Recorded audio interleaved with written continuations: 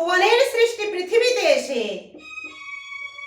যে কীর্তনিয়া আসরে গিয়ে চেঁচামেচি করছে বিজ্ঞান বড় বলে ৮০,০০০ টাকা ভিজিট নিয়ে চলে যাচ্ছে বিশ্বের মানুষের কাছে, প্রচারিত করছে কি ভগবান বলে কিছু নেই।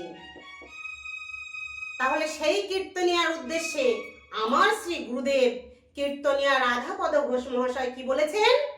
তাকে দীন কৃষ্ণ কুকুর বলে সম্মান দিয়েছে।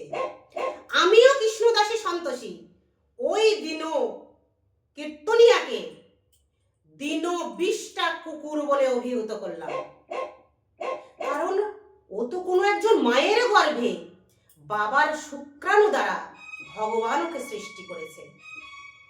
তাহলে ও বিজ্ঞান বলে চেঁচামেচি করছে কেন? বিজ্ঞান কখন আসবে? আগে তো ভগবান মানুষকে সৃষ্টি করেছে, সেই মানুষ পৃথিবীতে এসে বিজ্ঞানের প্রচার করেছে, বিজ্ঞানকে আবিষ্কার করেছে।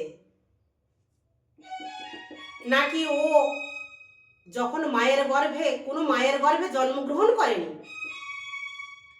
পৃথিবীর অক্সিজেন ছাড়া, মায়ের গর্ভ ছাড়া, বাবার শুক্রাণু ছাড়া বিজ্ঞানের দ্বারা কাঁচের পাত্রে জন্মগ্রহণ করেছে?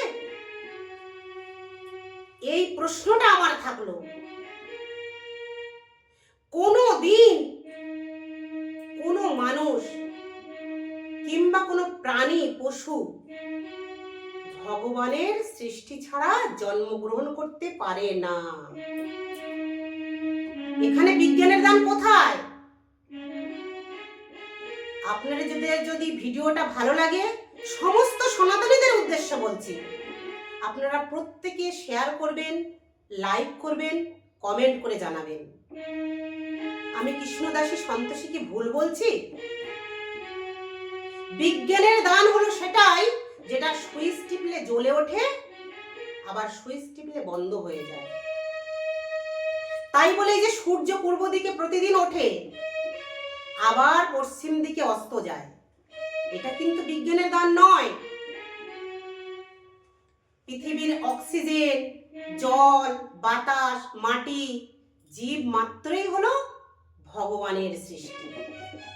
তাহলে কীর্তন আসরে গিয়ে ৮০,০০০ টাকা ভিজিট নিয়ে কীর্তনিয়া নাম নিয়ে ভগবানের গুণকীর্তন না করে বিজ্ঞানের জয় জয়কার করে চলে যাচ্ছে।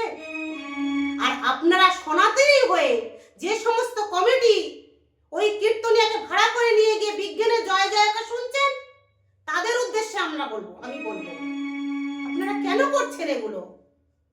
কেন ওকে রাখছে না কীর্তন আসরে? আপনারা সবাই সজাগ হন। আপনারা বুঝতে পারছেন না, এক কথায় নিজের জন্মকে অস্বীকার করা।